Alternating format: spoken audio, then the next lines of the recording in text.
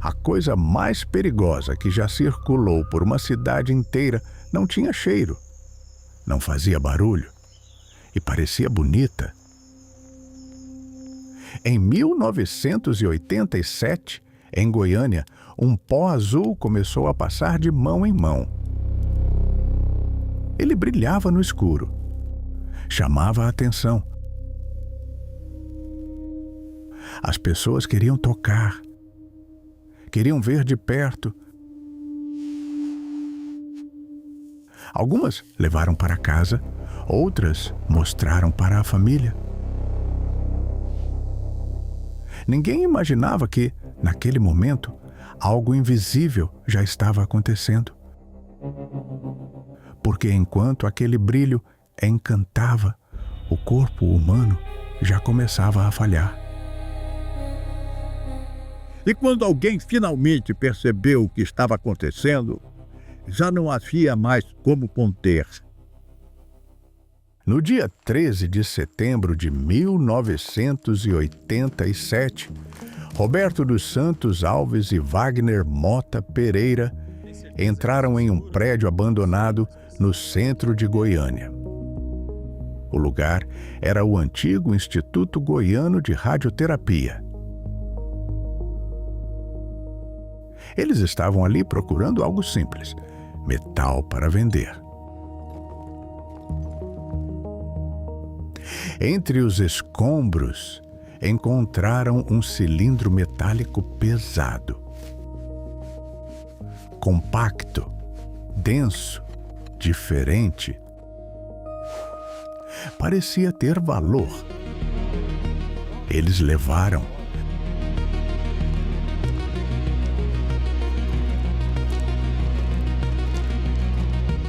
Colocaram o objeto em um carrinho improvisado e atravessaram a cidade com ele, sem saber o que estavam carregando. Dentro daquele cilindro havia uma cápsula com césio-137, um material radioativo usado em tratamentos médicos. Naquele momento, bilhões de partículas estavam sendo emitidas continuamente, sem qualquer sinal visível. Já em casa, Roberto e Wagner começaram a abrir o equipamento. Força, ferramentas simples, insistência. Até que conseguiram. Quando a cápsula foi rompida, apareceu algo inesperado. Um pó azul, com um brilho próprio no escuro. Era bonito, hipnotizante.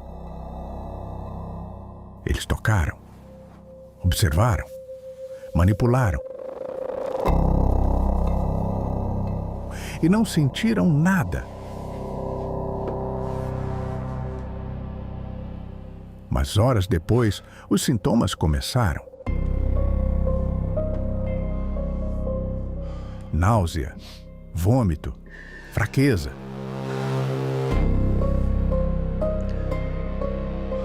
Eles foram ao médico. O diagnóstico foi simples: virose. Voltaram para casa, sem saber que o problema já estava dentro do corpo. Nos dias seguintes, Roberto começou a melhorar. Os sintomas diminuíram. O corpo parecia se recuperar. Mas aquilo não era cura. Era a fase de latência. O césio já havia sido absorvido. O corpo humano depende de potássio, e o césio se comporta como ele. O organismo aceita, distribui, espalha. Enquanto tudo parecia normal por fora, por dentro, a destruição já estava acontecendo. A medula óssea começava a falhar.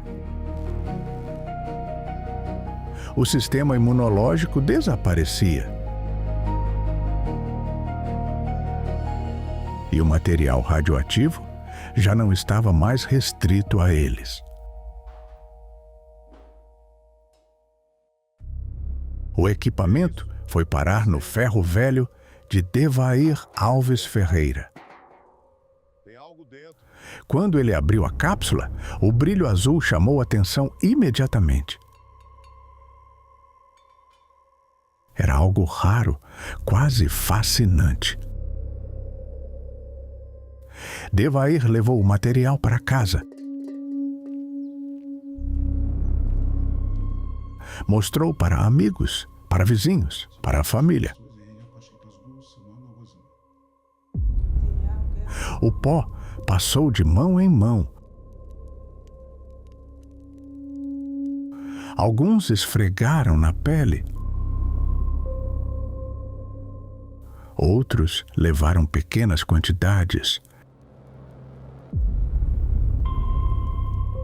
Entre eles estava Leide das Neves Ferreira, de 6 anos. Ela tocou no pó, brincou com aquilo e pouco depois levou a mão à boca. Um gesto simples, mas decisivo. A partir daquele momento, a contaminação deixou de ser externa, passou a ser interna. Dias depois, o corpo de Leide começou a falhar. E semanas depois, ela morreria.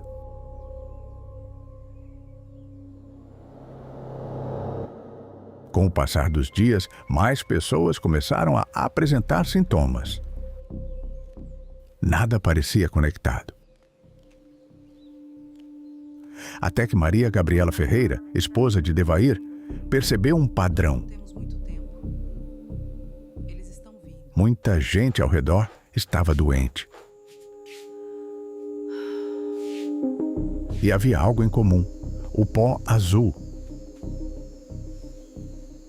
Ela não esperou confirmação.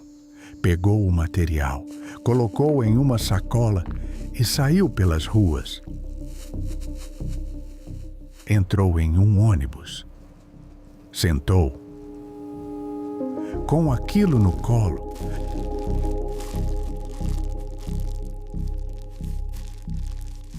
enquanto o ônibus cruzava a cidade, a radiação atravessava tudo ao redor, sem que ninguém percebesse. Ao chegar à vigilância sanitária, ela entregou o material. Um físico foi chamado.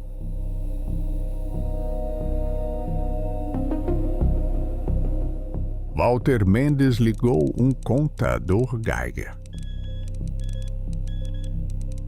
O aparelho ultrapassou todos os limites. Goiânia estava contaminada.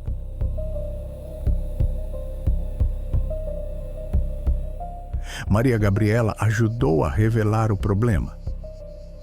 Mas ela também havia sido exposta e morreria semanas depois.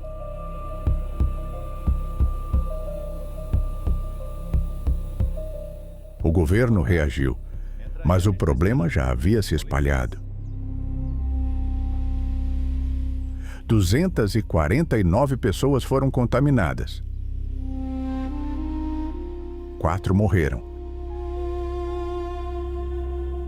Mais de 112 mil pessoas passaram por triagem no Estádio Olímpico.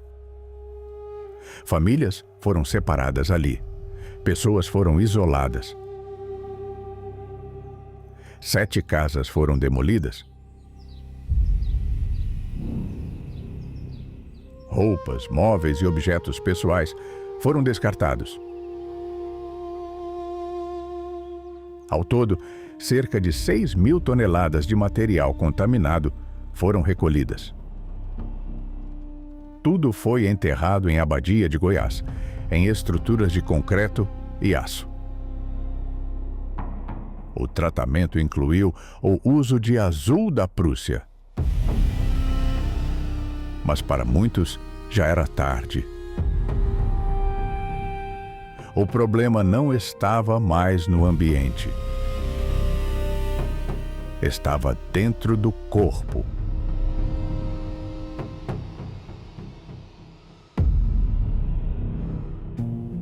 Leide das Neves tinha 6 anos.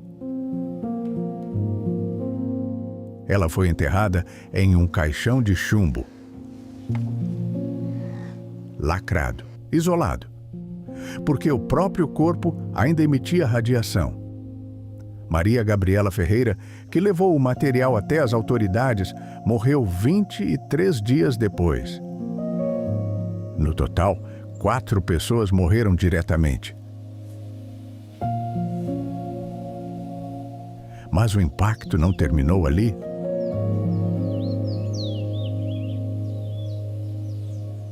O Césio 137 tem meia-vida de cerca de 30 anos. Isso significa que ele continua ativo por décadas.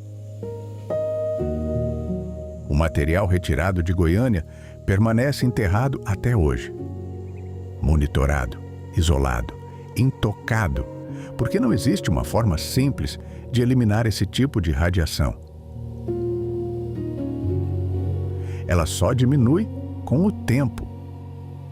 Muito tempo. E talvez essa seja a parte mais difícil de aceitar. O que aconteceu em Goiânia não ficou no passado. Parte dele ainda está lá.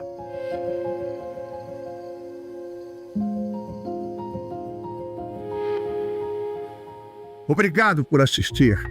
Para continuar trazendo histórias como essa, o seu apoio ao canal é essencial. Vire membro e faça parte desse projeto. Até o próximo vídeo.